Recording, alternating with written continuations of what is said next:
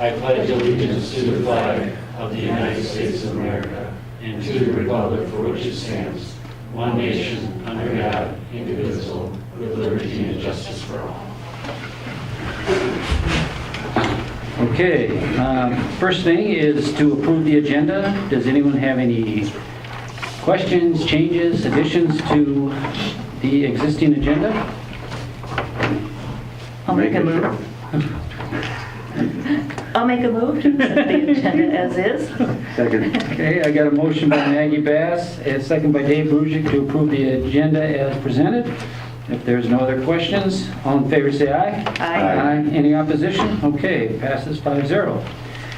First on the agenda is the fire department, based on our budget workshop, requesting to order some self-contained breathing apparatuses. Do you want to start with them, Mike, or do you want to? Yeah, I can. I'll take it, and then we'll let the gentlemen that are here. We've got Steve and Buddy here tonight from the fire department. That I'll give you a bit of an overview from what I have after working with Fire Chief Jeremy Topolsky.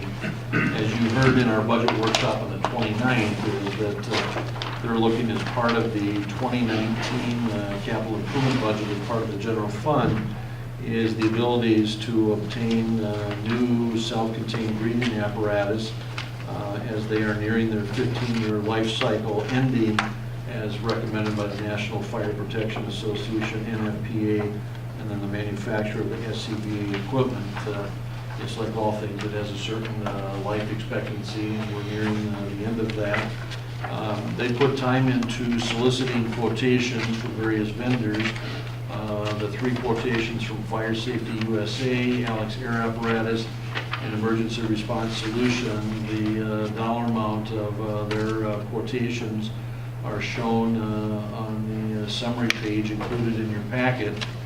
The low quotation is from Fire Safety USA, located in Rochester, at $148,659. I've got the detailed quotation and verified with the vendor, the numbers, so everything appears to be in order there. The reason that they're out asking to be able to get authorization to purchase ahead of the council's adopted budget, which normally would occur in December and would actually begin on January 1st, is that there's a 6-week lead time for the delivery of the equipment, and that in addition to that, then they have to fit each of the firefighters and then have the firemen trained on the use of these new SCBAs. I put in a little bit more detailed picture of what's being acquired. It's got a few more things listed here. You can disregard all the numbers. They had an identification sheet of a couple of pages that said what all those are. Our guys aren't necessarily getting all of those individual pieces. Plus, it also showed a picture of the face mask and or the headgear that they get as part of this, which is a critical piece, and that there is a special fit that they make sure that they obtain a seal around the fireman's face to ensure that when they go into these smoke-filled buildings, they're not going to be negatively impacted as part of that. As part of the purchase proposal, the New Prague Rural Fire Protection Association has agreed to pay for 50% of the new equipment, and so each entity's share is $74,329.50, and it's our intent to finance the purchase of these with capital equipment certificates and likely other additional capital equipment that we'll be purchasing in the general fund in 2019. So they're just out ahead of the game a little bit in order to try to do this. The one added feature that comes with Fire Safety USA is that they provide free annual flow testing of the SCBAs for the next 15 years. And that's a savings of about $1,820 per year, or a little over $27,000 over the 15 years, plus the free batteries for the life of the SCBAs. Jeremy was unavailable for tonight, and so he sent in the next best crew here to answer any questions, and so I would let you ask any questions that you have of the fire department members. That it's not necessarily their choice that they want to have to go out and get this, but 80% of the air tanks that are used as part of this system will expire in the first quarter of 2019. So it's imperative that we get these ordered ahead of time. They're on site, that they can get fitted and they can practice with them before they're put into operation. Likely January, first part of February is my guess. So that's all I know in the process, unless, Steve, there's anything you wanted to add? I think you covered it pretty well right there, so. Are we replacing all of them? They'd be all replaced. Okay. And that's what, 30? It's Or- 22 air packs, 30 masks, and then it would be 50 bottles. Okay. Then 2 RID packs. Any other questions or? Okay. All I know is I'm glad we have people that are willing to put on this equipment and go in and take care of those needs for us. And so for that, we're appreciative. Steve, how often, just out of curiosity, how often are these used? Let's see, we're probably at about 120 calls so far for this year. We probably used them on 60. Yeah. Probably 60 calls. We use them for CO alarms, you know, when we're doing air quality checks and things like that. But the actual firefighting use, we probably used them about 15, 20 times this year. Okay. Any other questions or comments? When is the rules meeting for their approval? They approved it already at their last meeting. Last one was, they're good to go. Okay. Any other comments or questions? I'll make a motion to accept the lowest bid for the purchase of these SCBA's, the amount of $148,659. Second. Okay, I got a motion. And by Dave Bruce, a second by Kay Wilcox. Any other comments? If not, all in favor say aye. Aye. Any opposition? Okay. So, go ahead, Mike. I was going to say, next step, Steve, if you'll get in touch with me tomorrow, if you have time, is we can put together a PO purchase order so that we can get that with the vendor so that we can get that order started. Okay, All right. great, Good. thank you. Thank you. Mike, I think the second thing, a resolution declaring official intent. You were saying you're kind of getting out ahead of the We're in the curve. process, but in light of the fact that I could be out a little bit latter part of December, early January, I didn't want to forget about getting this done.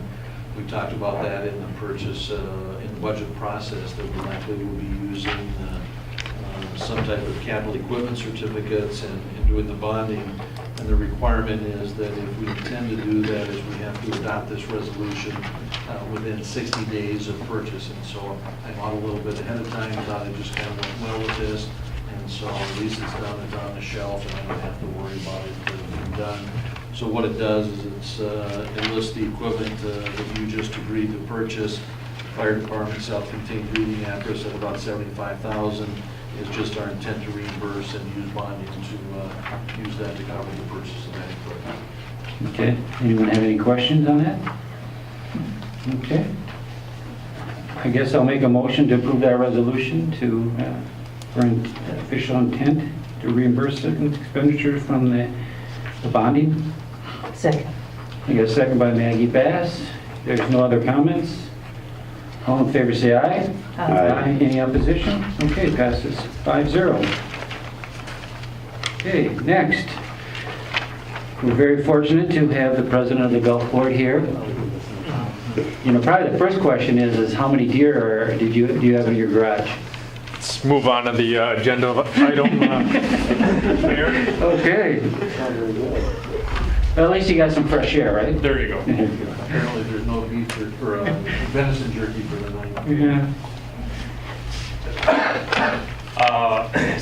So at our last Gulf Board meeting, we took up the topic of membership golf rates for this upcoming year, as we need to get those rates out before typically December, November, so we can get those to the members and everyone wanting to take advantage of the prepay before January 1.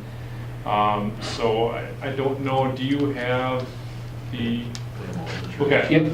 So in looking at the golf membership rates, basically the items that were approved last month, the residents and non-resident rates, basically those were representative of a 2% increase across the board. There was no one rate that increased more than the other, just a flat rate, 2% increase. The special first-time new member rate, the rate stayed the same. However, we did make a slight amendment. In the past, we've allowed first-time members that had been gone for more than, I believe, 1 or 2 years to come back at that first-time member rate, and we're taking that away.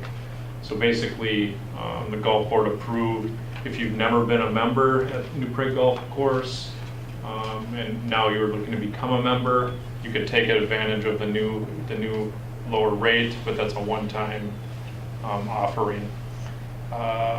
The junior college, young adult rates, there is no change in the junior and college rates. The young adult, age 23 to 35, we did do a slight bump in that rate to a total of $495 for young adult membership. And lastly, the cart rates for drive-on and storage, no change in those rates. And that's it. So we're asking the council to approve these rates so we can publish and send them out for 2009 or 2019. Based on the number of members, this 2% probably is.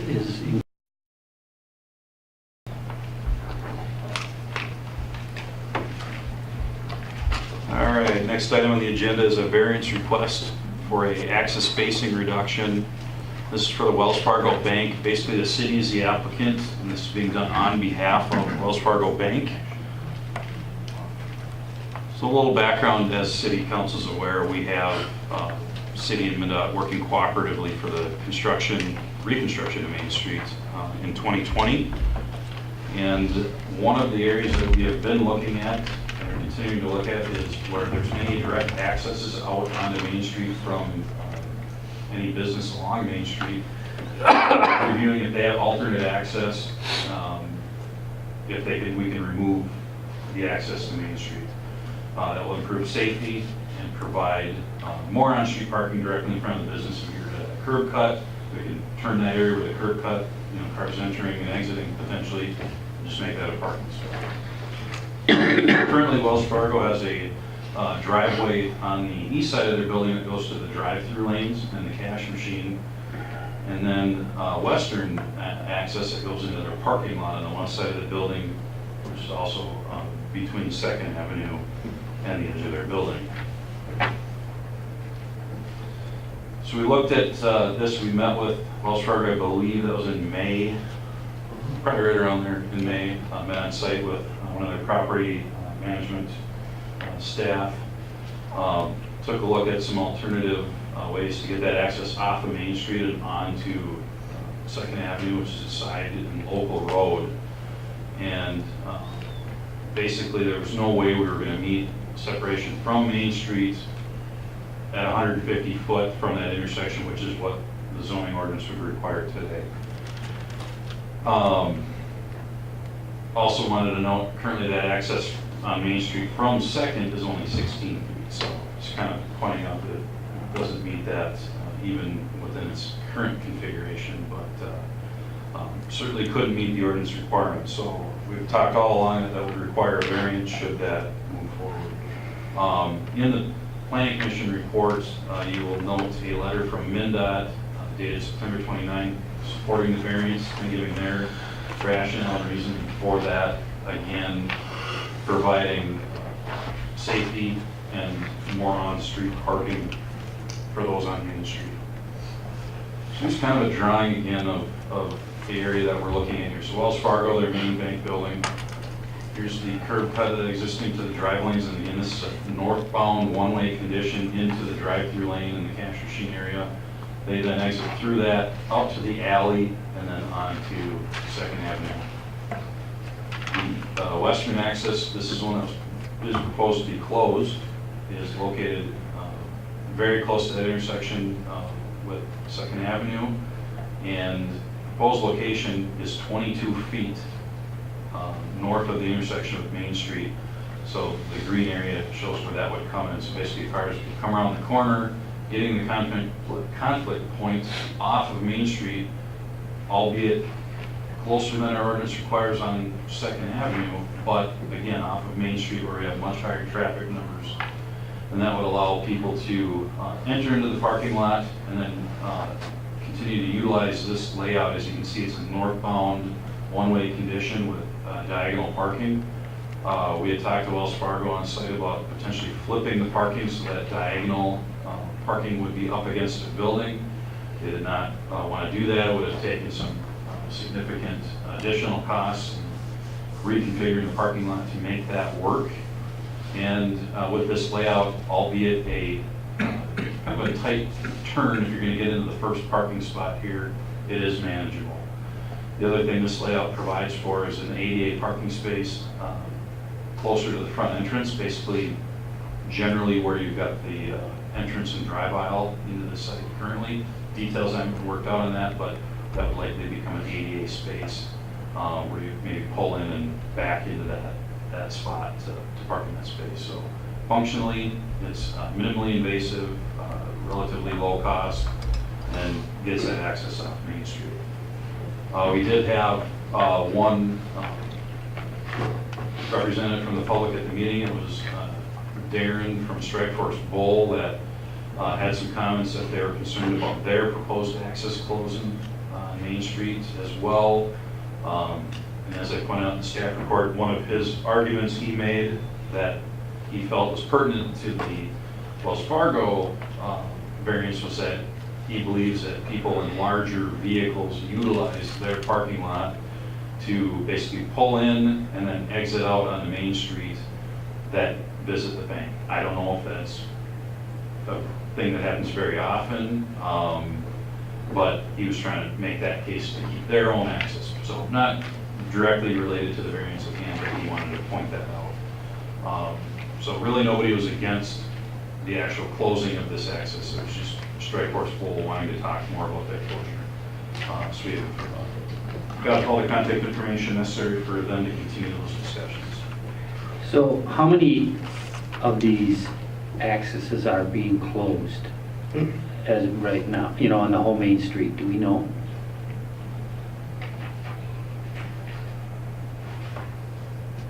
Six or seven. 6 or 7. Six or 6 seven. for sure. Yeah, definitely 6. But there's not complete agreement on all of these at this point, that's still part of the process with MnDOT, and because MnDOT is in control of the highway, that we are working with them, but they're the ones taking the lead on likely what will officially happen as a result of this. Wells Fargo did agree to this one. He wasn't one there. All right. Do you see other other situations that we're going to have to be issuing variances? I don't know that I see that happening. There's other places that already have existing alternate access that don't necessarily need to basically shift in this case. I think this is the only one where we're going to have a variance request tied to it. Yeah. Should be. All the other ones would just be closures because they already have alley access or some alternative and wouldn't need to replace them. Okay. And the only reason this is the way it is because of the size of it. You couldn't just have alley access because it'd be Yeah, one hard parking people- lot, even if you flipped it, we didn't want cars coming back out onto Second that close to the intersection. So one thing the planning commission made in their recommendation was to make sure this is an entrance only. So you just have cars making that sweeping turn into the parking lot, getting out of the drive lanes and then into the parking lot. They didn't want cars coming out within 20 feet of Main Street, because then you would have conflicts with cars coming around the corner, kind of a blind turn. So we felt that was a good alternative. Really, probably couldn't find a better location for it that would continue to work with the parking lot that they have. okay. Any other questions? Pardon my French, but I think this is a bunch of BS. Sorry, Ken. I really believe when I look at the letter that Mr. Pash wrote, which is the last one on our handout, that he's looking to close as many accesses onto the Highway 19 as possible.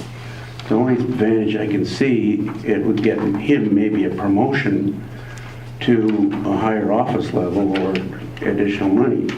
Because what we're doing with this one is we're closing a Main Street access, and by doing that, we're losing, as I see, 1, 2, 3 or quite possibly 4 parking situations to gain possibly 1. 2, one on Main Street and 1 where you have to back into what was the existing driveway. And that, if it's got to be ADA labeled, as I suspect it would, I can foresee problems with that. They're not going to make it in there, so they're going to take out some other structures in there. I really don't see the need to close all these existing accesses.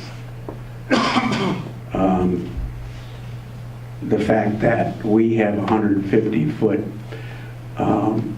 requirement in our ordinance, we're still violating that with this access, and we're not making it any better. Quite frankly, I don't know why Wells Fargo would agree to this.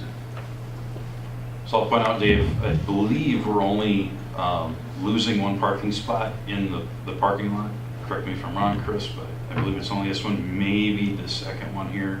Well, Just due to the fact that getting in, the idea was that one of those would be picked up on Main Street here, in front of the building to kind of offset that.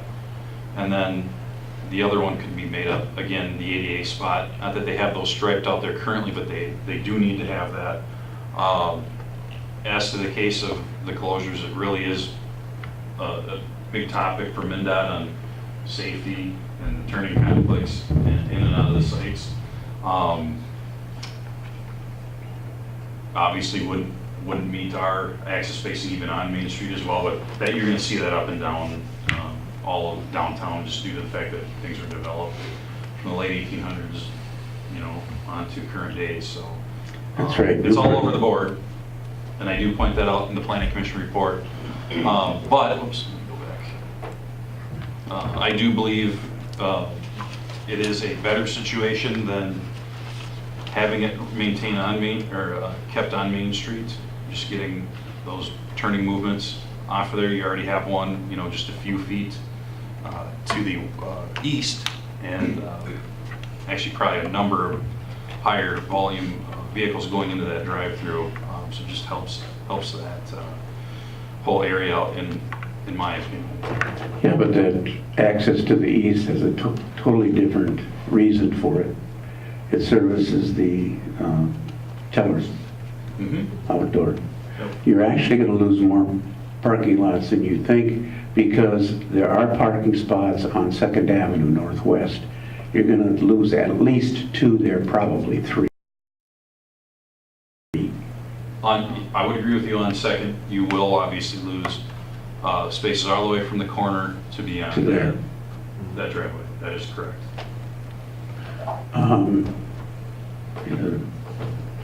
I don't, MnDOT is recommending that we have narrower street widths too, because that'll help slow down traffic. Well, if you're going to close off as 6 accesses on that stretch and narrow the driving lanes, yes, one will definitely slow traffic down. But closing off accesses, in my opinion, will ultimately speed up traffic, because they have nobody to stop for to go into a business. And in certain areas, there's a lot of them that need to do that, funeral home being one. So I really don't see, in fact, what I was going to say is that by closing off accesses, you're actually going to speed up traffic down Main Street. Unless somebody parks and drops off stuff into a business, then you really slow it down. The other point I have is that, darn it, New Prague was here first. MnDOT, I don't think, was even a consideration at that time.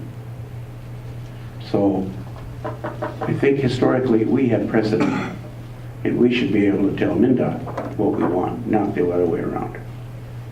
And they're working from statute, Dave, and Chris, help me out if I'm not getting the statute, but I believe if there's more than one access and they're not closing more than 50%, they don't have to compensate for that closure and can close.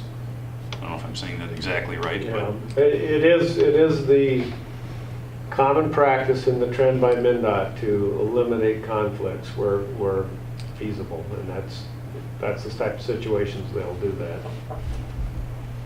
I don't think it's right. Okay. Okay. Any other questions, comments?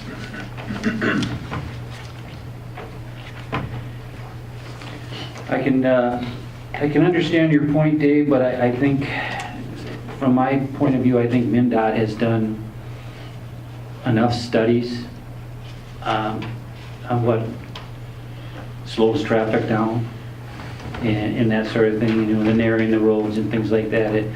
It's not them trying to be to a point of saying, you know, we don't care how your sit downtown looks, but I think they look at it as, you know, what has proven at other places. And Chris, you can correct me if I'm wrong, but I think they've done enough studies along the way on entrances onto highways and major roadways that the safety factor probably is more in their favor when there's less entrances. But I understand your point. I appreciate your comments. Okay, any other questions or comments on that? If not, I guess I'll look for a motion to approve the resolution for the variance. So moved. I'll second that. So I got a motion by Kay Wilcox, second by Chuck Nicolai. If there's no other comments, all in favor say aye. Aye. Aye. Any opposition? Yes, I oppose it. Okay, passes 4-1. Thank you, Ken. And Chris? Chris, I think you're up on the 2019. I mean, we're talking about something besides 2020? Yeah, and we're talking about behind the 2020. Okay, well, thank you, Mayor, members of City Council. For your consideration is the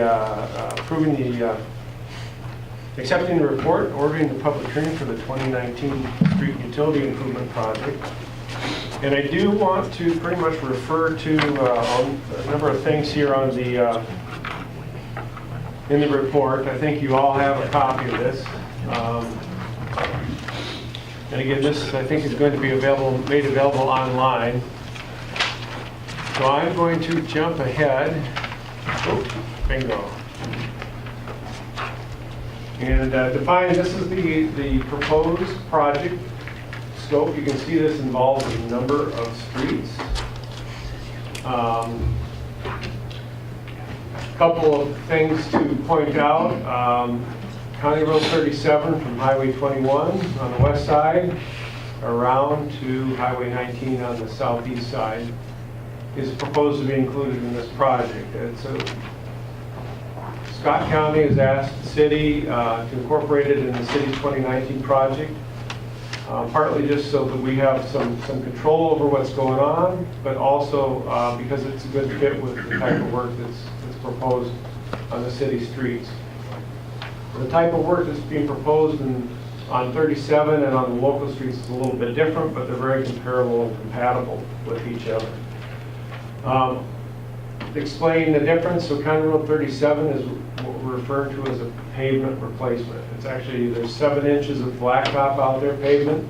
That 7 inches of pavement will be completely removed and replaced. So it's a very deep and thick section, and a little bit higher level improvement is proposed on the local streets. So the local streets, and then Naylor here on the west side, are basically proposed to be overlay projects.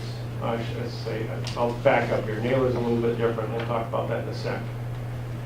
So the local streets are basically all existing pavement. They're all in that age of 20, 25 years old.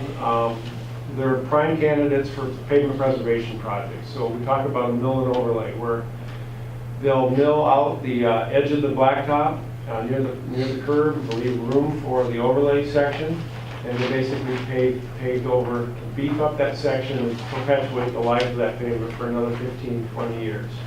I guess 20 years is really the target that we see, but we want to talk about that as not being the same level of improvement that's on 37.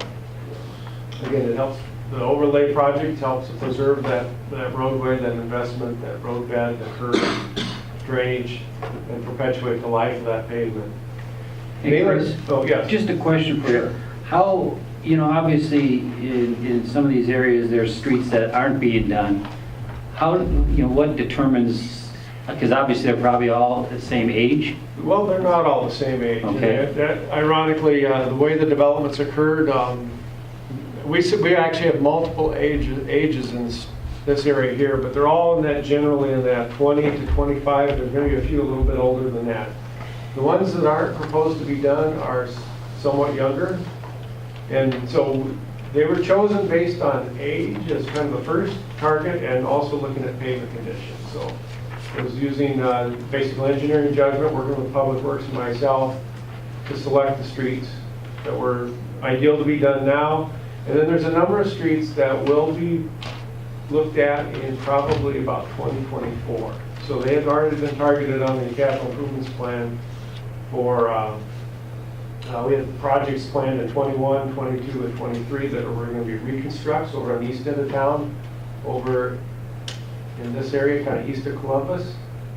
And then after that, some additional pavement preservation or overlay projects planned in about 2024, 2025. And so some of those streets that aren't on the list now are going to show up in the 2024 list. And again, they are younger, and the condition is in good shape. They're not ready for an overlay at this time. Naylor is a little bit different animal. This is actually an old township road that was paved. Because of condition and maintenance issues, it was felt that it just couldn't be left in the condition it's in right now. We're looking at doing what they call a reclaim, where you grind up and pulverize the pavement and the gravel that's there, and then just lay a thin overlay over the top. So basically, to extend the life of that roadway 10, 15 years, or until more development happens in this area, and at that time, that roadway most likely will be reconstructed by a developer. That's logically what would happen at that time. But right now, just leaving it in the conditions that it's in is difficult to do. Another area that's included in the 2019 project is we're calling the 3rd Avenue Northwest sanitary sewer replacement. So over there, along the east side of the railroad tracks, over by Flipside, in preparation of the 2020 project, we felt it was advantageous to get in ahead of time, and preferably in 19, a year ahead of time, and replace that sanitary sewer. It was planned in the large comprehensive plan to upsize that to improve its depth and capacity. And by doing it ahead of time, it situates us better before 2020, and then all the sanitary sewer on Main Street will be replaced and would tie into that 3rd Avenue sanitary. That's where it all flows to. The other things that will be included in this project, and that pretty much includes all the streets in black. There are a number of utilities, sewer and water, really nothing's planned to be done except maybe some upgrades of some castings, resetting castings that have gotten deteriorated over time that need to be reset. A lot of the storm sewer catch basins in County Road 37 are actually being replaced in full. Because they're much older than a lot of the other streets, and those have just deteriorated at the time. So the county had already slated to have those being replaced. Some of the other items that will be included in the project pretty much accounts for all the streets. Are ADA improvements. The ADA's, the American Disabilities Act standards for pedestrian ramps, et cetera, have gotten a lot more defined over the years. Even since about 2012 or 2013, you'll see things that were done in 2012, 2013 don't even meet today's current design standards for pedestrian ramps. And in being proactive, in areas where we're coming across pedestrian ramps, trail rut entrances, et cetera, those are proposed to be removed and replaced and brought up to current standards. Now, we don't have a lot of sidewalk or trail entrances on the local streets. There are a few. There's some sidewalk here on First Street South or Northeast. Lady Slipper, and then there's some trail crossings in various spots, and that's about it. The majority of them are on County Road 37. And so pretty much everywhere along there, all the pedestrian ramps are going to be replaced. There's also some areas where sidewalks have what they call too much cross slope. So if you're walking or riding down that sidewalk, if it's too steep on one side, those need to be adjusted to bring those into a more level standard. And there's a couple ways. Some of them may have to be replaced, others may just be mud jacked to level them out and stuff. And those have been all were reviewed this summer. If you recall, we did what we call the transition plan. We went out and did collected data, and all that is being finalized right now. So basically looking at where those need to be brought up to standard.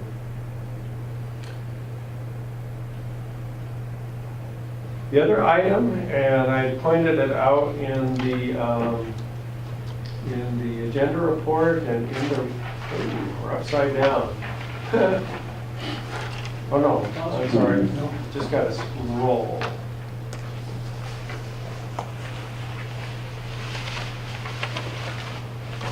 So,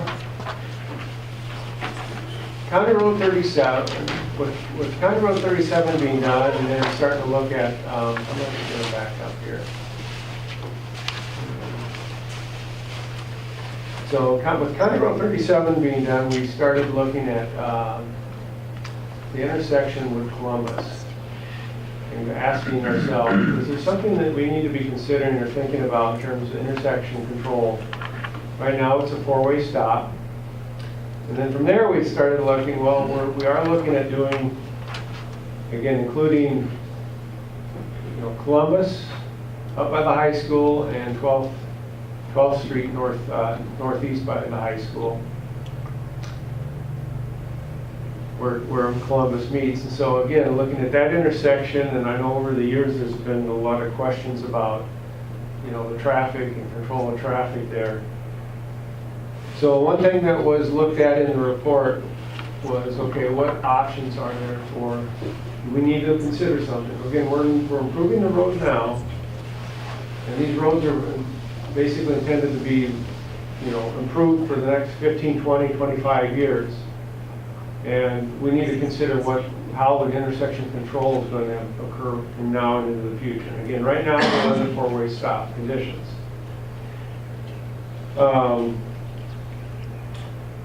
And there is, I'm going to refer to a couple things in the study or in the report in Appendix A. There is a traffic, what we call an intersection control evaluation that was included in the report. And at the public hearing on the 19th, I'm proposing to have our traffic engineer, Mike Cordula, who put the report together, to come and present in more detail the study. But there's some things I do want to point out. So the analysis went into looking at various options. Obviously, we have the all-way stop conditions at both of those intersections. They also evaluated, well, how would this work if we just went to a two-way condition? And then they also evaluated, asked the question about whether signals were an option, and signals just are not an option at either of those intersections because they'll never meet the warrants.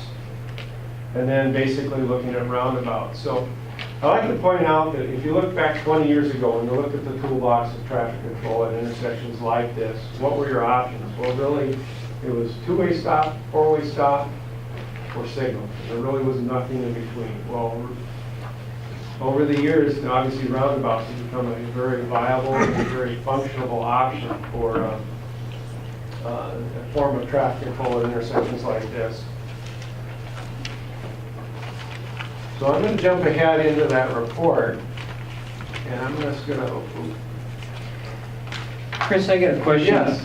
And I don't know, Mike, Chris, or whoever answers, but now, we have another county road that comes from Main Street that, isn't that a county road that goes by St. Wentz? Correct. Columbus Avenue is part, County Road 15. Yeah, I mean, do we know, is that something on the docket that that's going to be eventually turned back to us? They actually wanted to do it at the same time they did County Road 37, but there is a number of utilities, city utilities in there that need to be dealt with, that are best to be dealt with when we look at those neighborhoods just east of Columbus. So probably in, I can't remember which year, but 21 or 22 or 23, one of those was the logical time that we would be looking at Columbus to deal with the sewer and water in Columbus. And at that time, I think we'd be looking at major improvements on Columbus, and then they do a turn back after that. Okay. Now, we did look at, are there utilities up in those intersections? At this time, no, those utilities are fine, either they don't exist, there's no utilities exist in the intersection, or they're fine, their age is fine, they're in good shape, and they don't have to be dealt with. It's really the southern part of Columbus, closer to Main Street, where the utilities have to be dealt with, but they want to take care of it all in clean swoop. So I don't want to get into all the meanings of these, but we should refer to, for example, page 13 in the intersection control evaluation, not the report, but the traffic control study, which is in Appendix A. Just want to explain, this is kind of a simple way to look at the traffic engineer's analysis of these intersections and how they function today versus how would they function under different applications. And put this in simple terms. So this first table on page 13, what they do is this goes into a model. They look at what they do is they've done traffic counts out there at those intersections, counting all of the number of vehicles that are entering and exiting the intersections. They look at peak times during the day, so like they're called the AM peak, the PM peak, and then they also put in what they call the school dismissal. So there was like a third peak because of the school dismissal. So they put this into a big model and it evaluates it, and they look at what they call delay, and then they rate it by a scale of A to F. A being good, meaning there's not a lot of delay, the intersection's functioning, F being basically complete failure. So they analyzed this top section is the intersection as in both intersections. So we have the 12th Street in Columbus, and then we have the 7th Street in Columbus on this side. They looked at it based on the existing condition in 2018. How does it function? And they give it a rating. B, C, B, C, B, C. So you can say, okay, this is how it's rated based on the current conditions today.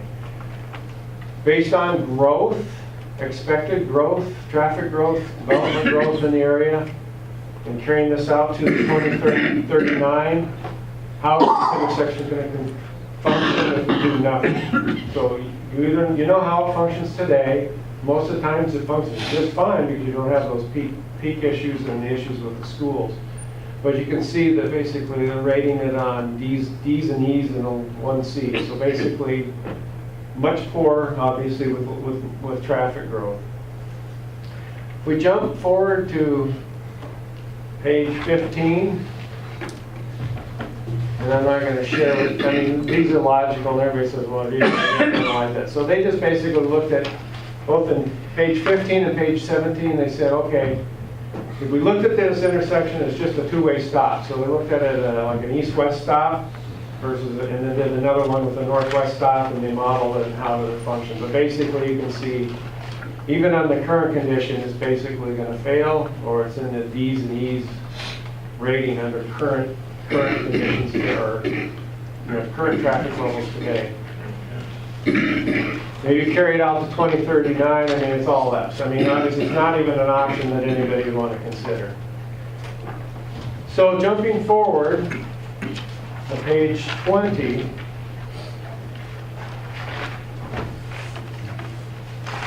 they modeled it with the roundabout. How will this intersection function with the roundabout? And you can see under the current 2019, that basically it's a functioning as an A. And it shows what they call seconds of delay. So from different directions, different peaks. What are your expected delays coming from those directions? And again, in 2039, again functioning basically at levels A's and B's.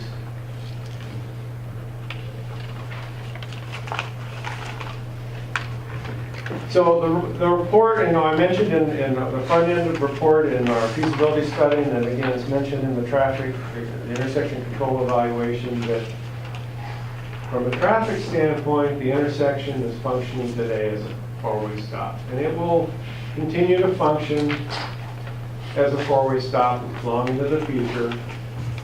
It's saying that basically it's going to warrant something else by the end of 20 years. But it's all in a judgment on what is that level of service. People that are up there today may find it acceptable or maybe not. So it's all kind of a judgment on what is that level of service and how is it functioning. Again, if a roundabout were built in basically the morning peaks, dismissal peaks, there will be some stacking in different directions, but that intersection will clear a lot faster than it normally does. So some things that we definitely want you to consider, and we talked about it a little bit in the front end feasibility study. There were some concerns about safety and function of the intersection. There was one resident that had contacted me worried about how will this be for pedestrians. Traffic vehicles are not stopping. Obviously, they're supposed to stop for pedestrians. And there is some discussion on there that talks about pedestrians. How many we're seeing in the counts. The only thing I can say is if you see the other roundabouts, the one thing about pedestrians is, instead of in their normal intersection, they're having, the way it is today, they've got to cross 60 feet of blacktop from curb to curb with no safety in between. Where a roundabout, basically you're crossing 16 feet of one lane, you've got an island, and then you cross another 16-foot lane before you get to the curb. The other thing that was brought up, and this was brought up actually by the Scott County engineer, is so there's a similar roundabout up in the shop at the County Road 71? 79 is early. 79 in Burley, and we do comment about that in the report where they did statistically see some increase in crashes. The numbers we talked about in the report.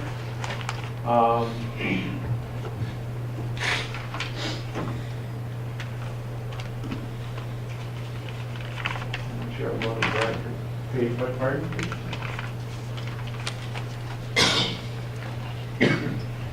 So these numbers are a little deceiving or a little confusing because they talk about crashes per million vehicles entering the intersection. So that seems like a real low number when they talk about 1 million vehicles.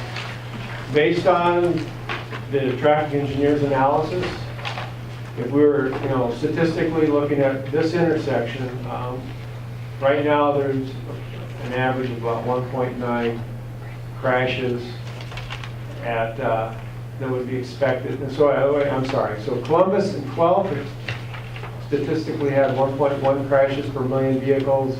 Columbus in 7th, 0.8 crashes per million vehicles, or a total for both of about 1.9. We would statistically expect a slight increase in crash numbers with a roundabout. That's the same for any roundabout.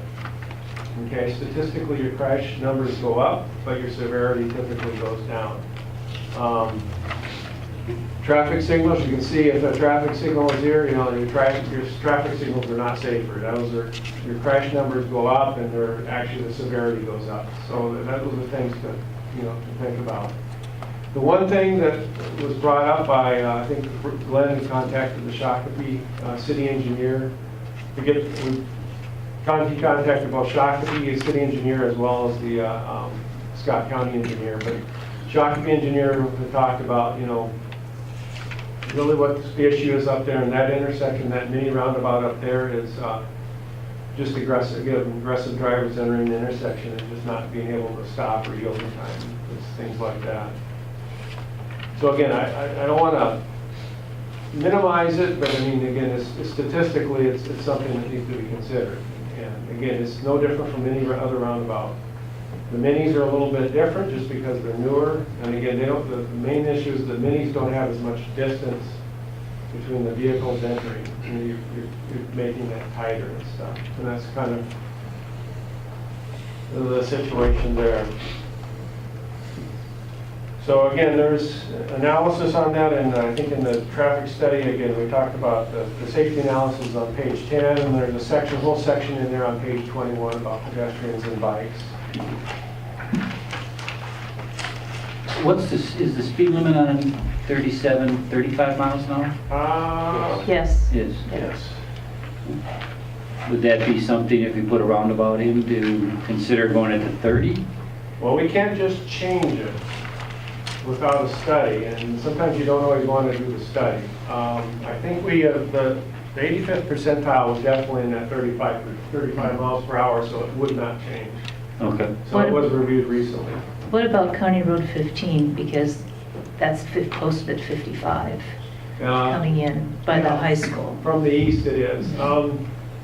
It doesn't really change anything because you're approaching basically a stop condition today. So, you know, around about the same thing. Speed limit would drop as you're in with an advisory, and basically you enter into a... They probably would drop the speed limit as you're entering the intersection. But again, it would be advisory in the beginning, and you've obviously got to slow down. So just like you would have. So there's a couple things I want to point out. I call them conclusion or facts in considering these intersections. Is obviously the intersection is at some current level of service, whatever somebody defines that at. You know, some people maybe have complaints, others will find it fine. Traffic is going to increase at those intersections with growth, and the level of service is going to go down. Obviously, we're here now. We have options to do nothing, just keep it at four-way stops. We have the option of doing something, and really the only somethings that we have to do are mini roundabout or a full-size roundabout. The mini roundabout will basically fit within the footprint of that intersection. So it's more affordable, less disruptive, a good fit at least for what we're doing right now. Full regular size roundabout like east and west of town is going to take a lot more area to do. It's going to have a lot more costs. We're going to have right-of-way impacts. Not really warranted right now from that standpoint. Again, but roundabout really is kind of that only interim application between a four-way stop and a signal. Obviously, as pointed out in those numbers, that a roundabout is going to kind of help maintain that level of service. And so the cost that we estimated, and it does show up in the report, we show it in the report as additional. Because remember, we're working on those intersections already. So we've got costs that we plan to do, things that were planned to be done. Some things we'd have to do different if we're doing roundabouts. So we showed it as an additional cost on top of what we were already planning to do. And we estimated at about $600,000 for the two intersections, so about $300,000 each. If we do nothing now and decide later to do something, that cost is going to go up, not only just by economy of scale, but there's probably about at least $100,000 or $200,000 in cost of all stuff that's going to be getting re-ripped out that we're going to do now. So the cost on that's probably easily going to be in that $700,000 to $800,000 range, plus some economy of scale if that was the only thing that was done. So again, something to consider if this is a long-term application or not. Any questions on the roundabouts? Obviously, I focused on that a lot because it's an item that's kind of it's caught some interest and some questions by some of the folks. Okay, I want to talk a little bit about cost. Let me get through this agenda.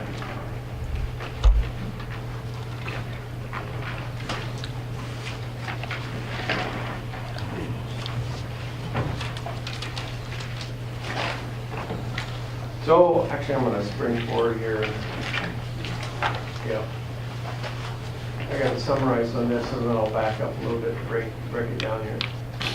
So the total cost of this project is estimated at $4.5 million. From that, if you were to look in the previous sheets just in front of this, the county road portion of this is about $2.5 million.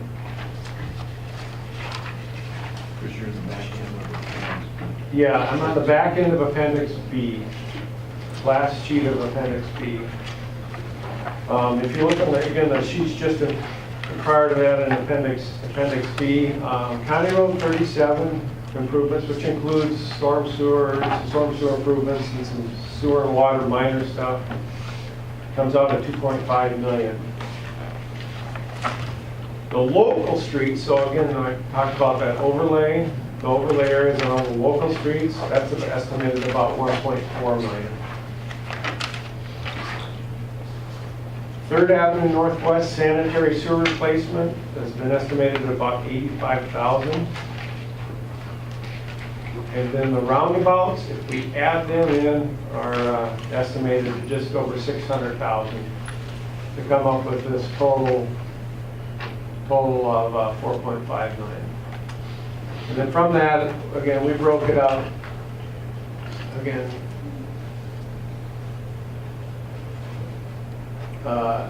so we broke this up by on this table. It shows the local street improvements, which includes some of the sewer and water improvements. So when I talked about that 1.4 million, it includes some of the local storm sewer and water as well.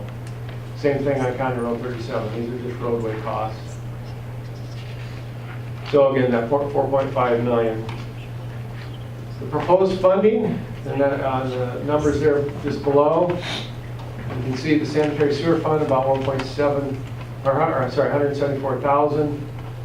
Water utility about 20,000. We really have nothing for water that's being done. Some valve replacements, some valve boxes, very minor stuff. Stormwater utility about 256,000. Again, for just mostly maintenance and repair on some of the catch basins and stuff like that. Most of that's actually, the cost is actually on County Road 37, where the cost has to be shared between the county and the city based on their policy. We're assuming worst case scenario right now based on their cost participation policy. General levy, assessments, just under 1.3 million. General levy about just under 800,000, and county funding is just under 2 million. So county has the largest share, obviously, in County Road 37, but there's going to be there's a fair amount of things that based on the cost participation policy that the city has to participate in. Storm sewer and sidewalks, about a 50-50 split based on their cost participation policy. That's what we've assumed in these estimates. We are actually going to be spending some time negotiating the turn back agreement, and there may be a little bit of wiggle room on what they'll pay for. What that would do is have a reduction on the general levy. Again, that $800,000 potentially could come down if we get more participation from the county.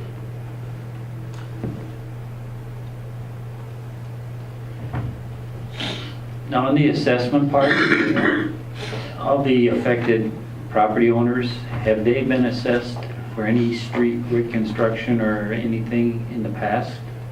And some of them have. You recall our policy talks about corner lots, where you may get a half a credit on this project and a half a credit in the future, under a future project. We have a handful of people that were assessed in past years a half a unit, and they're on a corner, and now they're going to get another half a unit under this project. But besides the corner lots, there is no other assessments to anyone on any of these streets?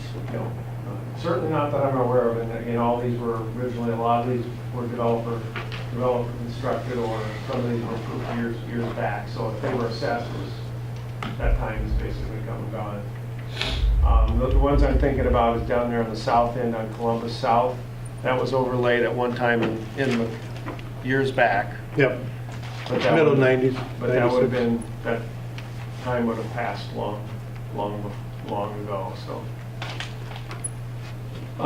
Talking about assessments then, I want to point out the assessment rates. Again, this will be shared a little bit more in detail at the public hearing, and these numbers were basically, these numbers were shared with the residents at the neighborhood meeting. We didn't obviously have a lot of attendees. These are mine. The numbers on the pavement reclamation, and I'll explain the difference. So the pavement replacement, pavement reclamation are a little bit less than what we presented at the neighborhood meeting. These numbers are, so we're proposing mill and overlay assessment rate, and we're proposing a pavement replacement assessment rate. The difference is County Road 37, if you recall, I said it is a full pavement replacement. There's 7 inches of blacktop. If we did this improvement anywhere else in the neighborhood or in town, these are the assessment rates that we would need to levy to cover the required amount of the project. It's a higher level improvement. It costs a little bit more, or costs more, and therefore it's going to have a longer life, and logically we should be assessing more. These are the same rates that we used in the 2015 project. Over on the west end of town, we had mostly a pavement replacement improvement with a small portion of mill and overlay. And these are basically the rates that were assessed back in 2015. Again, the mill and overlay would be for all the other streets, all the local streets that are, it's a little less, even less disruptive project. Its life theoretically isn't quite as long, less costly, and therefore the assessment rate should be less. Obviously, we're showing the residential rate versus commercial rates. Again, per the policy and the practices in the past, the commercial, institutional, multifamily rates are 30% more than the residential, single-family residential rates. And again, that's all based on, again, the policy of treating properties as units.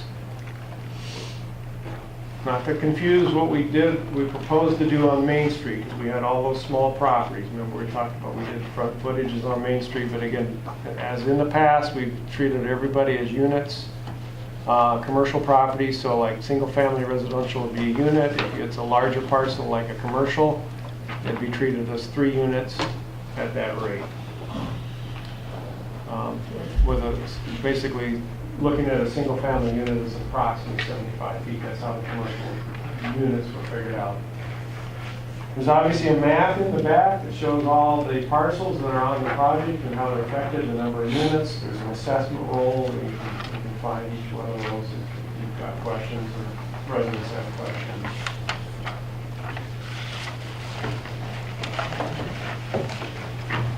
Let's see here. So basically the schedule is, next item in this public improvement process is to hold the public hearing. That's the resolution that you're considering now, is to order that. That would be held on the next council meeting on November 19th. Basically, we're going to prepare the construction documents. We bring those back in February. The project will be in March. And we'd be looking at probably like a May to August type construction. It'll actually go relatively quick for for the work. Whenever they get to a certain area, it should go relatively quick. Whether they come in and mill everything at once, I'm not sure, but again, it's relatively not very disruptive for the mill and overlay, and even so for the pavement replacement, it's not like a full reconstruction.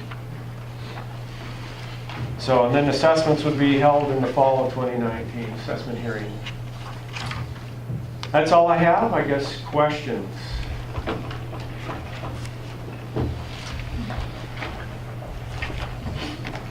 Any questions for Chris? I don't know.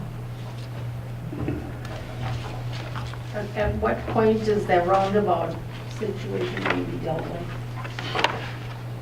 I guess you're asking when the decision is going to be made for that? I guess we would be looking for a decision at the public hearing. Now, if there's a decision to do nothing, we'll proceed as it is today with a four-way stop, and it could be something that could be considered at a later date, but not a whole lot later. Otherwise, it would be difficult to make it happen.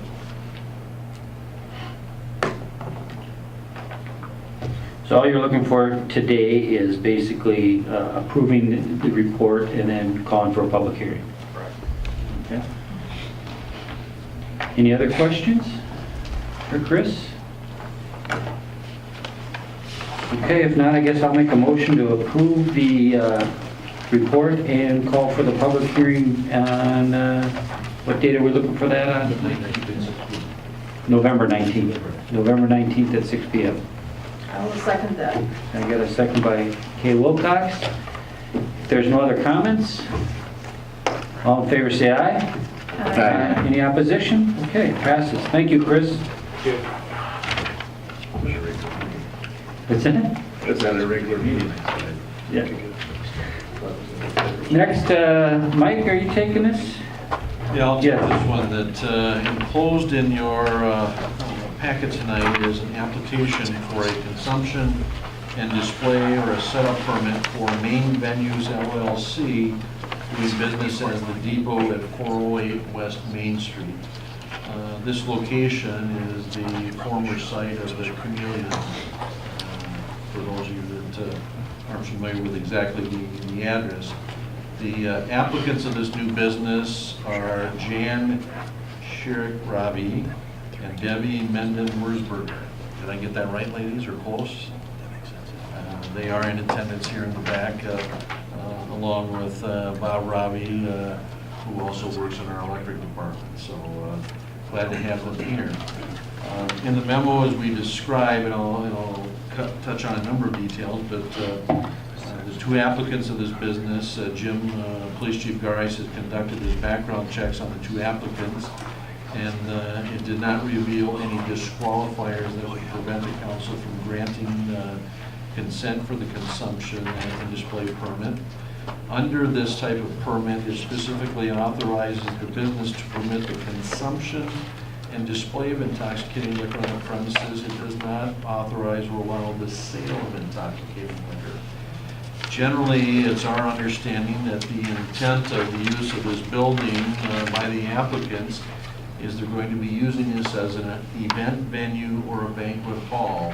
That I'll let them come up and describe if I don't quite touch on everything and you may have questions. Is that they intend to rent out their building for various events that would, of a level, Ken, if I'm remembering, is it has to be at or under 100? Yes. Is what the, and I'll let Ken go into some of the building particulars that govern this, because there's some building requirements if they were to exceed 100 people in attendance. And that kicks into play other building requirements, but their intent is to use it for any number of different uses, and I can let them describe that. And so as we met to consider this request is what they want to enable the users that would rent out their building for different activities is to have the abilities to bring with them various, under the statute, various intoxicating liquors, whether that be beer, wine, or liquor. Not that they would sell anything there, but it would be the users that would come and utilize that. So there is no liquor liability insurance provided as part of this application.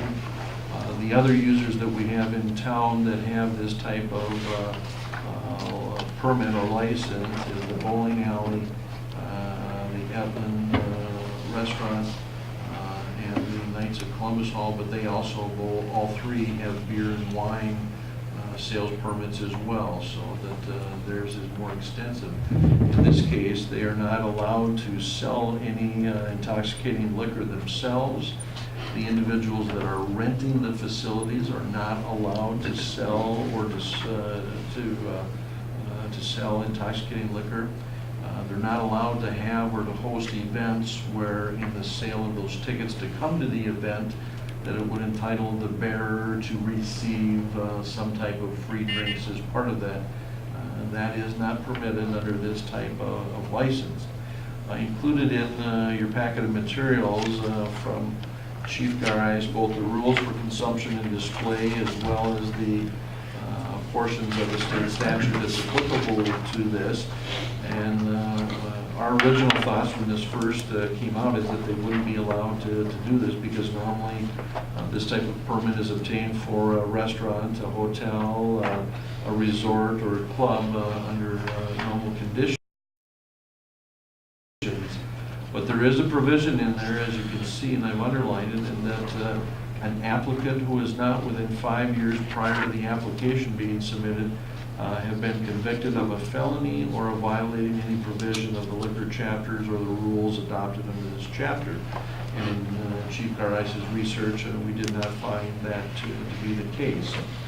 In taking a look at it after all your questions are answered, the city is required to provide consent of the permit, and that would go to the state of Minnesota, who would actually issue the permit to the applicants. We have reviewed this extensively internally with city staff as well as with the city attorney's office, and we're essentially recommending that the permit be granted, but the permit application not be signed until and contingent upon the applicant obtaining a final certificate of occupancy. There are things that aren't quite done with the building and the operational side of that, and as such we want to be careful that we're not authorizing this to move forward in the process until we get the final CO from the building inspection department. And I'll let Ken talk a little bit about where that sits and the status of that and what needs to occur in order for that to be received. But they have submitted all the required paperwork and submittals, which there isn't an awful lot other than the application. They don't possess, as I said at the beginning, the normal liquor liability insurance because they're not selling anything, they're not providing anything. There cannot be any storage of liquor products in cabinets where you might have a club where somebody would store it and come in and get a setup and use that for those purposes. And so I would let either one of the two ladies, if they wanted to, in attempting to describe their use of the venue. You might have some other more defining clarification uses than what I've described for the event or the use as a banquet hall. If you wanted to come up and just let the council know what that might be. Mike, if I may ask a question of you. Okay. If at one of our venues, youth are given alcoholic beverages, who's responsible? I'll let the chief of police answer that question. The person providing it, so if it would be, if they're renting it, whoever's supplying the alcohol that would be the violation. It does state in the rules that for any violation, the consumption display permit could be revoked though. So if it becomes an issue of ongoing concern that it's happening with several different renters, then you could just pull the permit and say, we're not going to allow it here. And part of that might be regarding the owners then, that there would need to be more supervision about. But it's something that would be the response that you could do. Thanks for asking that, Dave, because I had the same question. And part of our terms and conditions, we do have two separate policies. Policy stating that if they did food and beverage, and they chose to have alcohol beverages, they would have to sign our alcohol policy, and it's pretty specific on what, is to be done and what is not to be done. And they'd have to, sign that. So we do have that here too, if you'd like to see that. And I guess our plan is to basically have, this historic building renovated so people can just use space to have events such as bridal showers, baby showers, retirement parties, pretty much anything. Yoga classes. Yoga classes, yep. Workshops, high school, middle schools, a lot of times looking for places to hold some classes, community ed, any of that sort of stuff. It's open, for basically anything somebody would want to have there that they need space for. And we'd welcome you to come look at it. It's, we've done a lot of work renovating it, and it's turned out to be a beautiful space. Completely not finished yet, but very, something that New Prague really does need. And actually today I got 4 different emails about people asking for holiday parties, 2 being schools, and 1 for like a Monet hair product, just for the representatives to get together, and then also another one for football coaches to have a holiday gathering.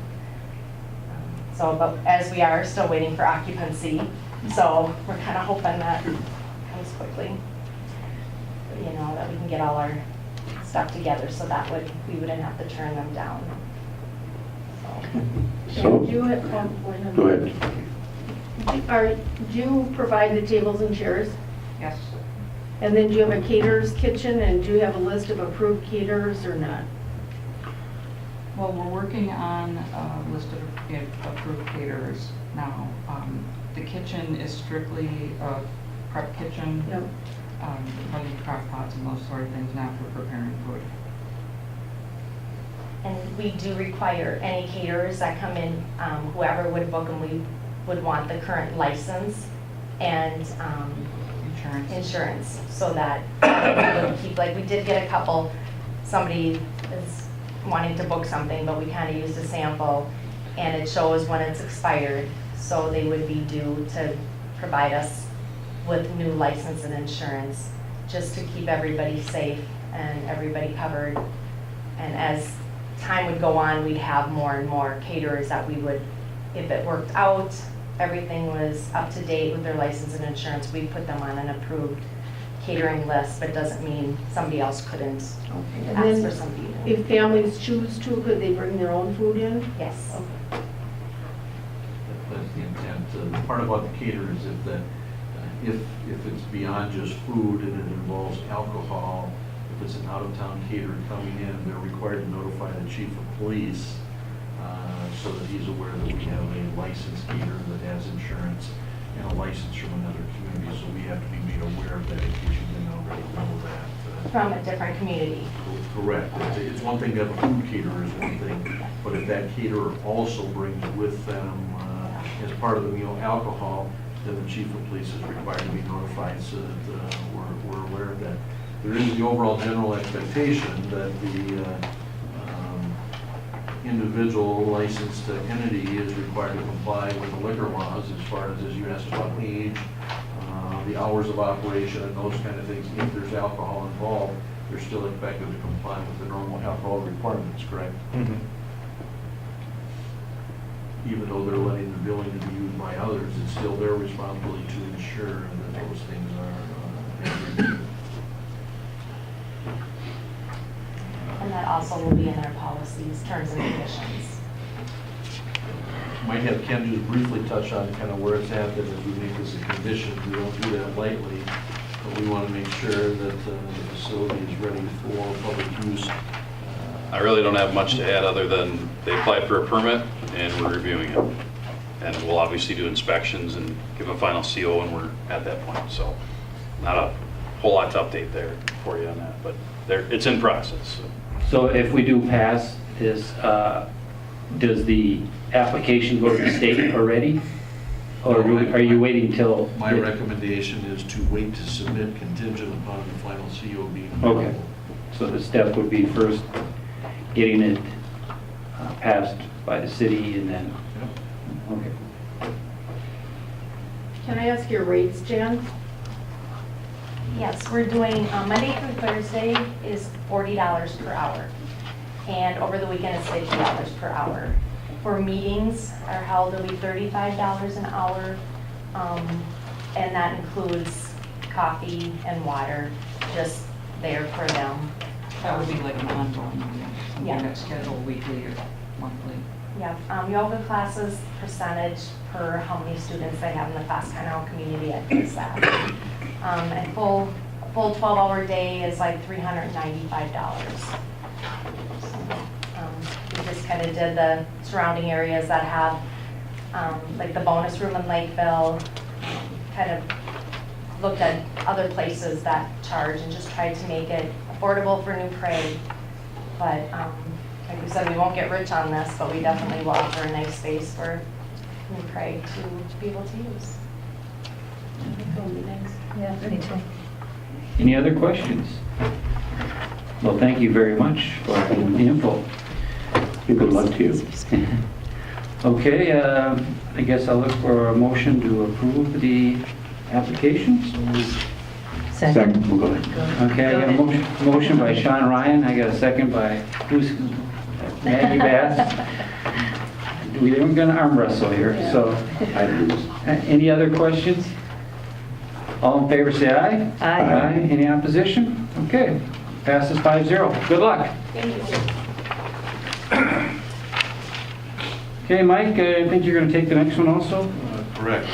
Included in your packet tonight is a application request from the German Days Inc. for a permit to conduct lawful gambling, which is paper and electronic pull tab, bar bingo, electronic bingo, paddle wheel, and tip boards at Checkers Sports Bar here on 125 East Main Street. This premises permit application is required to be approved by the council by resolution per the Gambling Control Board. We gave you a current indication of where we have other ones in town.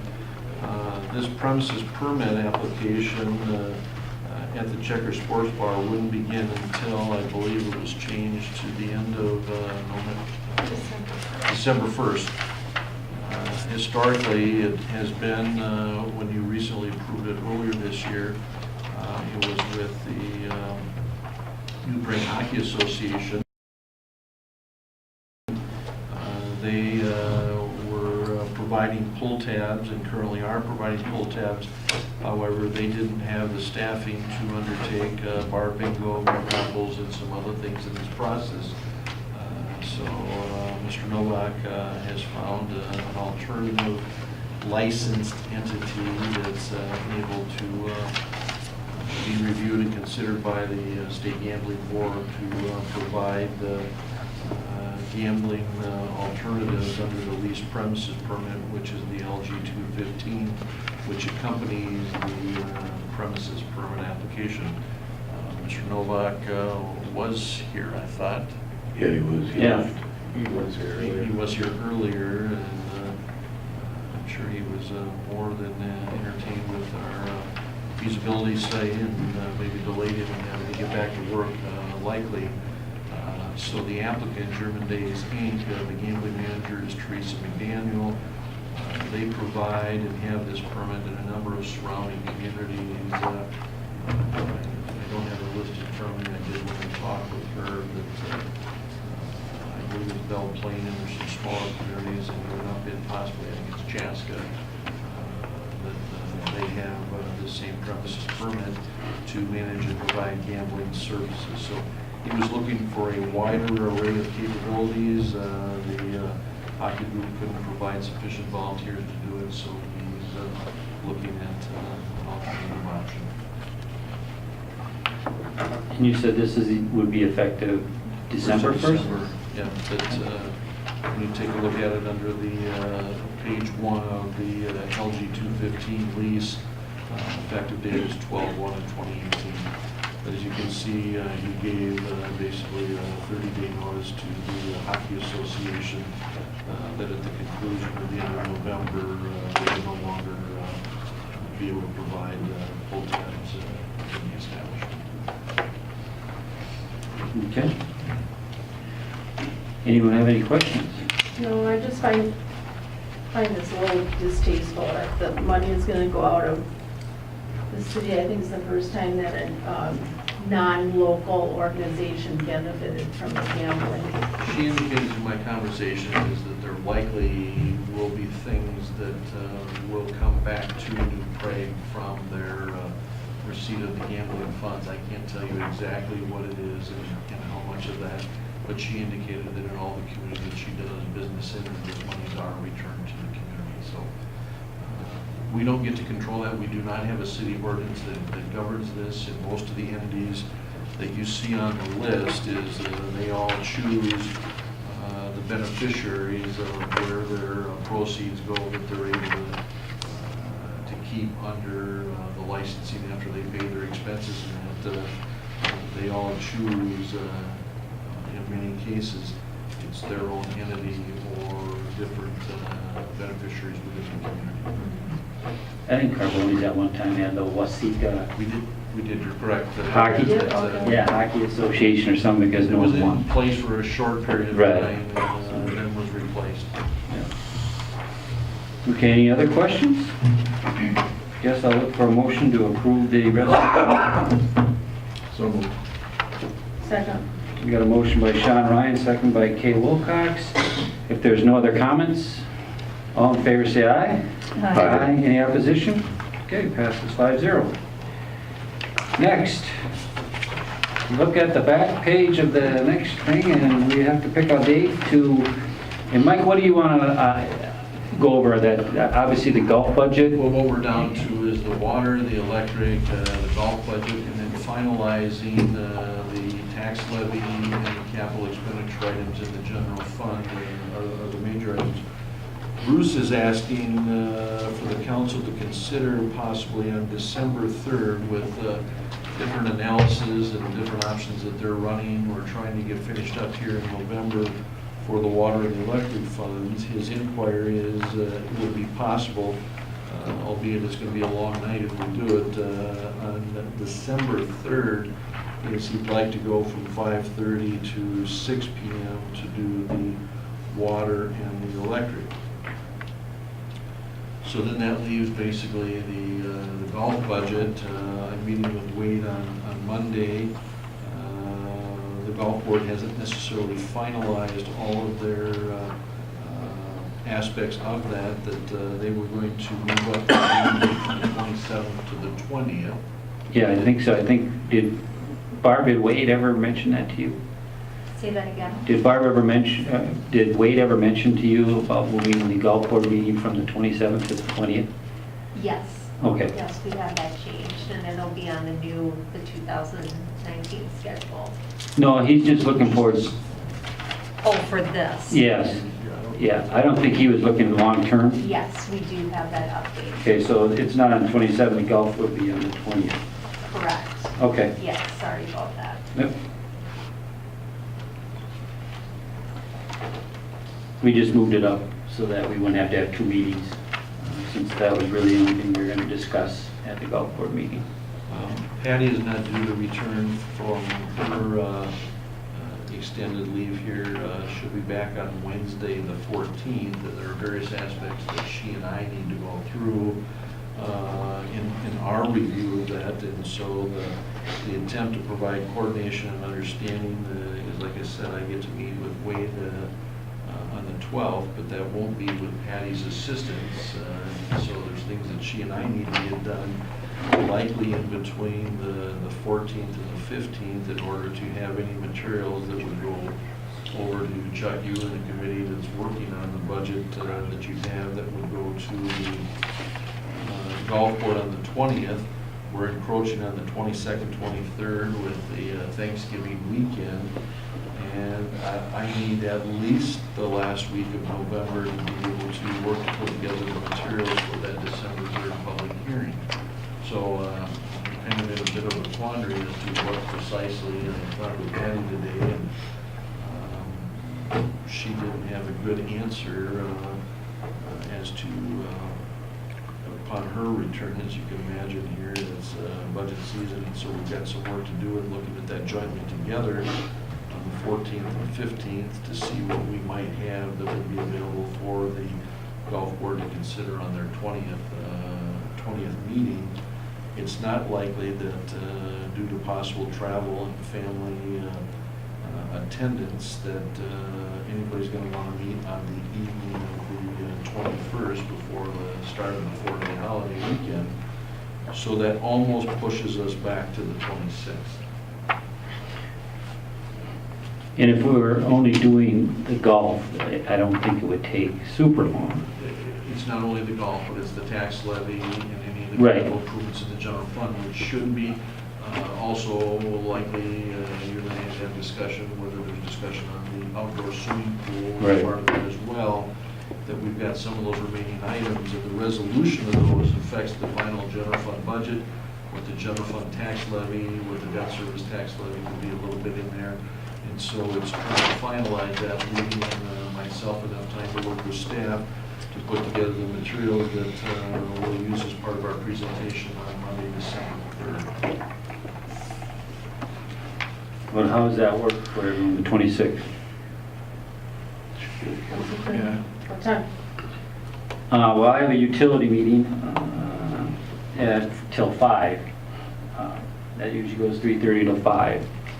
So anytime after that, if we want to do 5:30. What do you prefer? You got a long day. Oh, that's no big deal. We have a joint powers though, don't we? Fourth, yeah, the fourth Monday we do. So we're done at 5:30. Okay, we want to make So we it, could get over here by another 5-10 minutes. is that fine? 46, 5:45. 5:45? Or do you want to just do 6? I guess it doesn't I matter. don't, that doesn't matter. I'd rather just go from one meeting to the next though. Oh, yeah, I Wasting agree. a half hour somewhere. Okay, 5:45? 5:45 on the 26th. Okay. Mike, I just have a question for you. Do you want me at that golf board meeting with you and Wade on the 12th? On the 12th, we certainly could. But I think there's certain assumptions that you were trying to drive by how you established that. I've got some questions, as Patty and I have talked, whether that works the way you want it to work is a question mark. So my intent is to have at least highlighted all of those areas that seemingly are the larger budget drivers between 18 and 19, because I think there's a fairly significant yeah, and again, that was Wade's preliminary thing, and I was looking at it this weekend, and we really haven't looked at trying, because obviously I think it's, what is it, $75,000 difference initially. I think it's 110 budget last year and it's 185 this year. Yeah, so obviously we know we needed to get that down. And so I'm not telling you anything you don't already know in that mix that you're looking at, and so it would be those same elements. I just wanted to make sure that Patty got a chance to do her review. And so we won't have that done before the meeting on the 12th, but it would allow some dialogue and interaction. well, yeah, do you don't have a time yet? We do. Well, you don't have to tell me now, but just let me know and I can see if it. 5:30. Oh, okay, so it's evening, okay, yeah. It's afternoon. Okay, so I'll tentatively put it down because I got some questions too, and I think, we could all work it out and get it pretty well dialed in, so, okay. Okay, so we got that set. Next, consent agenda. Anyone have, the only thing I think I noticed in the minutes Date. The date on the canvassing meeting, I think should have been November 9th. Instead, it's the 6th right now. It's page 1063, just past the middle of the page. 10:69. Or 1069, I'm sorry. Oh, yeah. After discussion, moved by Mayor Nicolai, second by Council Bass, special meeting in November, it's 6th, it should be just November 9th. You're correct, thank you. Yeah, that was the only thing I noticed on the minutes. Anyone had any other question or issues on claims of payment or anything else on I had the? a couple. Okay. I was going to ask, there was one under the police tri-county auto body, was there some damage done to a car? Yeah, there was, somebody was backing on a street and turned into a mailbox and caught the passenger front quarter, so that had to be replaced. And then that's what the graphics was, also the $95 to replace the graphics on there. Just was a little blue corner and then the lettering, the numbers. Okay, and then I see one under street department, Glenn, almost 4,000. Was that, Trailer jackknifed on one of the guys when he was backing up on it. Bent the whole side of the box. is that like a training issue or just a freak accident, or, I mean, Freak accident, pay a little closer attention. So, yeah, combination of both. that was it, this was two. Okay, anything else? If not, I guess I'll make a motion to approve the consent agenda. Second. Second by Dave Brusick. All in favor, say aye. Aye. Any opposition? Okay. Now we come to the fun part, miscellaneous. Patrick, start us off again, buddy. I have nothing. Nothing? Coco, you have anything? Oh, thank you. Okay. Chris, anything else? Mitch? Good. All right. Bruce, anything you want to add? No? Rick? Nope. Jim? Just one item about the parking issue and pick up and drop off down at the middle school. We've been looking at it the last couple of weeks. Initially, I had our school resource officer out there monitoring some. Generally speaking, there's not a big issue for the dropping off. I think the school went through a big educational communication plan again. So the majority of them are dropping off on the east side of Central Avenue while they're driving northbound. In the afternoon, generally, it's going okay. I did have some drone footage shot a couple mornings and a couple afternoons, just to see what the flow is and what's happening with it. Ken's starting it up there. Last week, they did it a couple of times. It just goes through. Generally, it flows very well. You see a lot of vehicles, well, just a handful there that are driving south, drop somebody off, but a lot of them do go down to the, right near the pump out there where that one just turned into the left and swing into that parking lot and drop off, and then they come back out and file in going northbound and onto 7th Street then. But generally speaking, drop off goes very smooth. I just got in today and I had the video, so I looked at it a couple of times. I will take a look at it and try and do some vehicle counts just to get an idea of what numbers are going through there. Last week I did get one more complaint regarding, you see a little back up there, I think that one is gonna make a left turn there into the lot. That's why it backed up. But I did get another complaint about on pickup after school that some vehicles are driving southbound and they'll they're pulling over and parking. It does have no parking signs. I don't have a problem enforcing those at all. There is one stipulation in the statute about standing, that a vehicle standing does not include offloading or onloading passengers, which goes to the parking issue, that somebody could pull up in a traffic lane and unload somebody and they're not necessarily parked or stopped. It's part of that process. But in regards to these, like that one that just parked there, right at about 28 seconds, that one's there almost 5 minutes. Obviously, they're parked.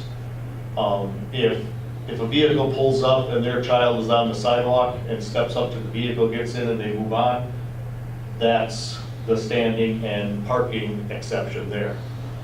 But these vehicles are parked, so I had Officer Madigan down there this morning, or this afternoon, just watching it and moving those along, and we'll have to do some retraining of those parents that are coming to the south, or coming southbound and parking there. But generally, it's about a handful, 6, 8 at a time were there, and then towards the end of dismissal, about 20 minutes into it, there's a few more that come up. What's going to fix that signage? I don't know that the signage needs to be addressed at all. I mean, they're violating the law by parking there. If they're parking, and like I said, if there's not a child on the sidewalk that's getting into their vehicle, Then they shouldn't be parked there. The idea would be, as the school has tried to get them to come down the northbound lane so that they're on the east side of the Central Avenue and picking up right in front of the school there. Or they can pull into that parking lot on the left again and come through there. Circle through again. Yeah, there's a few parking stalls available in there. They can park there and wait for the child. But that's the complaint, that those that are parking there just kind of impede the traffic. You can see they continue to move around that vehicle that's there. It leaves at 5:20 on the counter there after another student gets in. Right there. But overall, I think it is functioning fine. It's working well. Generally, it's a safe practice for all. Obviously, drivers have to pay attention with the students crossing in the crosswalk there. But we'll address the actual, those that are parking for a longer period of time than they should be anyways, going southbound. The school did talk about those that are coming southbound could drive up to the pool area there and pull off of Central into the lot there, where their child could then walk up the sidewalk and get to their vehicle there. I don't know that it's a viable answer for most parents. Don't want to make their kids walk, but we'll do a little enforcement action to try and educate them not to park along there and to utilize the parking lot on the left there.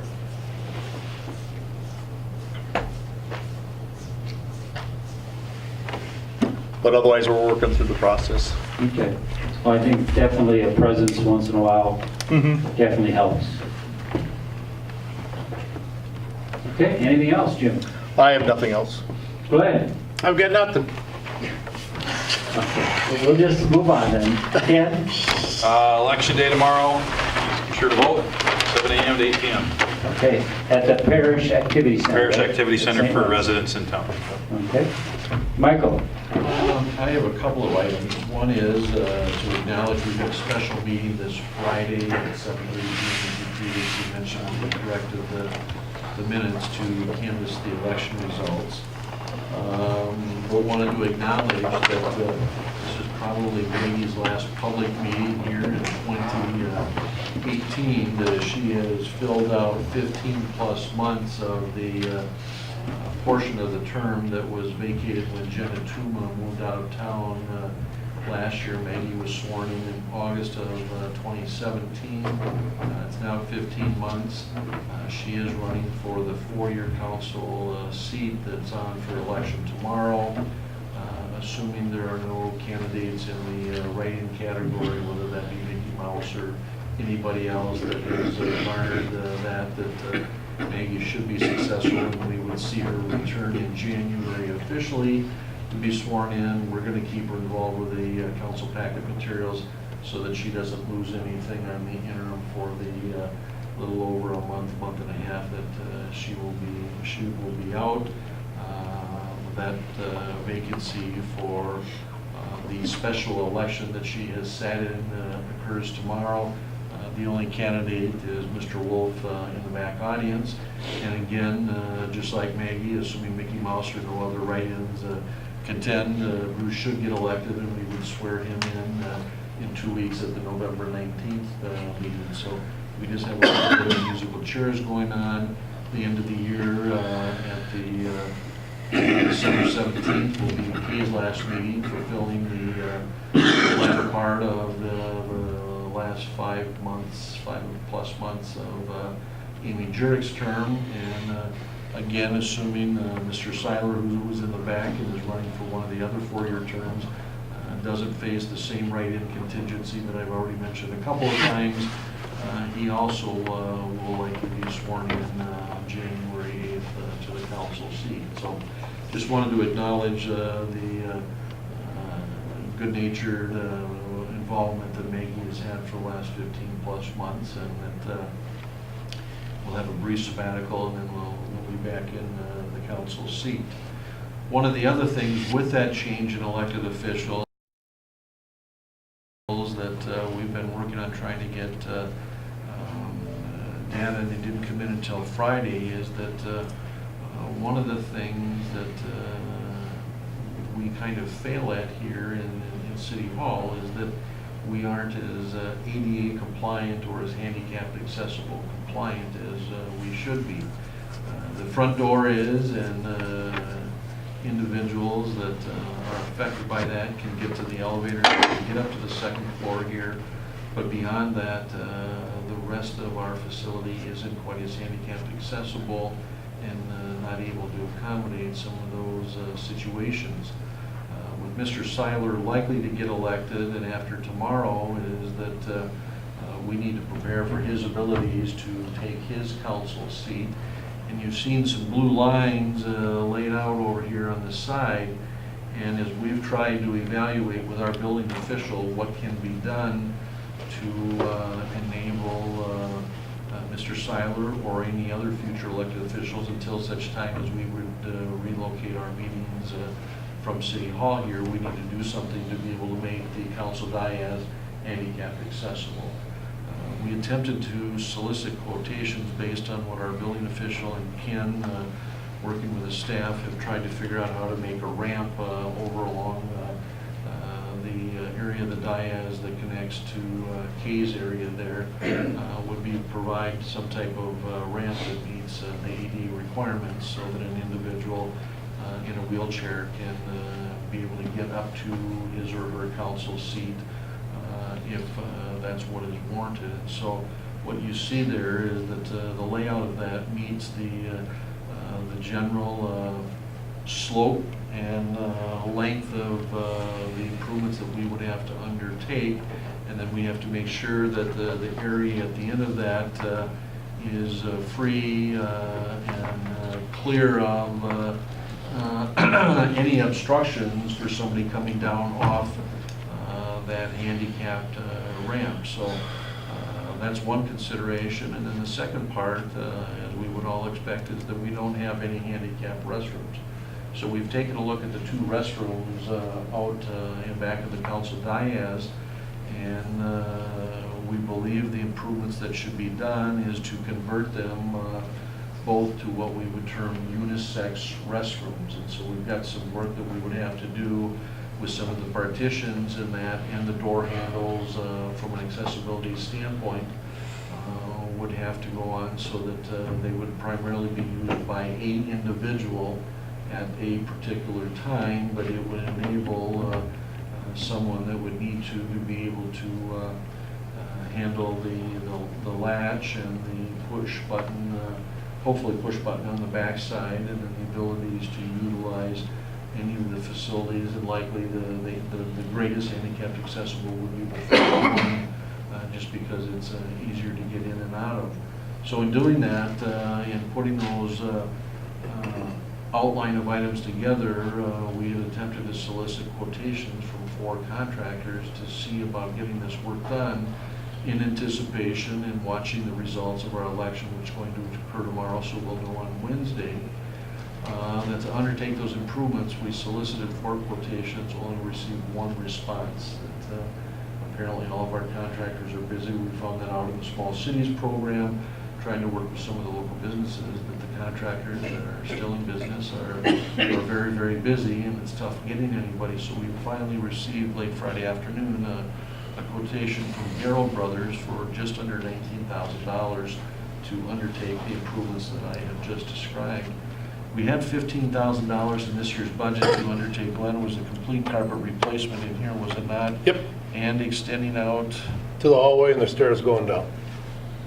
That was only budgeted at about $15,000, so I've got about 80% of that, so we're probably going to have to go into the mayor council contingency. So I'm kind of letting you know that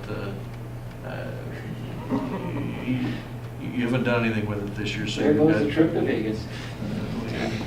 We've got that, and also the monies that we're going to have to pay the school. We'll probably utilize a fair amount of that as well. But I think it's important. I did call my predecessor and ask him kind of what happened, why there hasn't been over the years more handicapped accessibility. And he said it always came down to a matter of economics and the budget, and some of those things just didn't take place. And so we meet the requirements to enable somebody to get into City Hall. Obviously, we have push button handicapped accessibility. We have the elevator that will get somebody up to this level, but not to meet the abilities to get up to the council dais or from the restroom standpoint. So with that, that allows us to provide greater accessibility to not only Mr. Seiler, but to other senior citizens that come up here and have meals or other meetings and that. And so we would have restroom facilities that would be accessible. So I'm letting you know this, that we're probably going to have to undertake some budgetary amendments to do this, but in order to be ready, again, assuming the election results turn out how we generally expect that they might tomorrow, we're probably going to have to initiate these improvements, and so that will be a change to the utilization in that part of the room, but we're really left with no other alternatives other than we would need to likely vacate this building and go to some other public site that would be accommodated. And I know we like to use this since it is City Hall, and we have access to staff that come out of here for meetings and that, and to make it accessible, whether it be the council, whether it be any one of our other boards or commission meetings that also might encounter that someday. We need to have the diads in that condition. So unless you see some major impediment that you would not want me to do this, I believe I need to work with the staff that tomorrow we've got a very narrow window over the next month and a half to get these improvements installed and in place. Okay. It's understandable. So I don't know if you have any other thoughts or comments, or but the staff tried to find the most economical, those that comply with the requirements and allow us to meet those needs. So Patrick, your spot's going to be in that closet back there? Just FYI. We haven't put them up on the veranda, so it's okay temperature-wise. You had mentioned, Jim covered the middle school issue that we had relative to the signing and options for the school.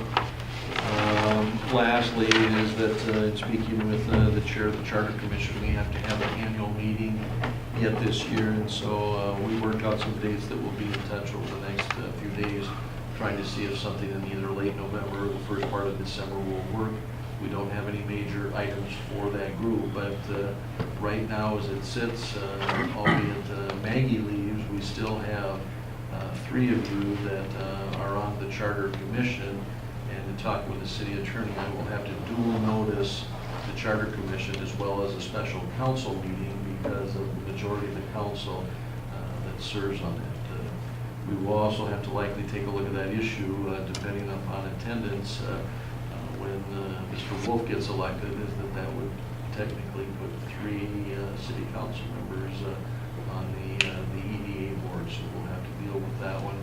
But that's likely not to occur until after the November meeting, so we'd only have 1 meeting for the rest of the year, and then the mayor's got appointments coming the first part of the year, so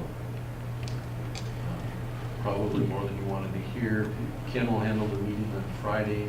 Scale has a meeting where we've got the county assessor talking about assessed values throughout the county and tax information on that. And so I talked to the mayor that I'm going to probably excuse myself, and so he'll cover Friday's meeting with me. So that's all I have. Okay, thank you. Barb? No, thanks. Sean? No. David? No. Maggie? Actually, I just wanted to bring something up. There was an article in the Star Tribune, I believe this was Friday's paper, about a lot of cities discontinuing their pet licensing, their dog licensing. And for a number of reasons, a lot of the animals are getting chipped today, so they're easily reconnected with their owners. There's a lot of non-compliance with people purchasing a license. I don't know what administratively what it may cost or how Critter Getters uses the license, but I just thought it was something to bring up in case at some point in the future we wanted to take a look at it and see if we want to make any changes for the city of New Prague. Did you want to license cats then? No. Well, the other thing the article said is that the reason that licenses initially even existed was for rabies. And now that doesn't seem to be an issue with domestic animals, and specifically dogs. So, Okay, Nothing. okay, I don't have anything. I do want to thank Maggie for helping us out and serving those 15 months. She was a great addition to the council, and I'm looking forward to working with her. Well, if I get reelected, I don't know, Mickey Mouse. I did change my name to Mickey Mouse, just for a better chance, but you never know. But looking forward to working with you next year. So. thank you. Well, I'm not going away. I will be attending the meetings, so Well, good. I'll be out there. And I think Ken mentioned it. I hope everyone gets out and votes. And with that, I guess I'll make a motion to adjourn. Second. Second by Dave Brusick. All in favor of adjournment, say aye. Aye. Any opposition? We're out of here. Thank you, everyone.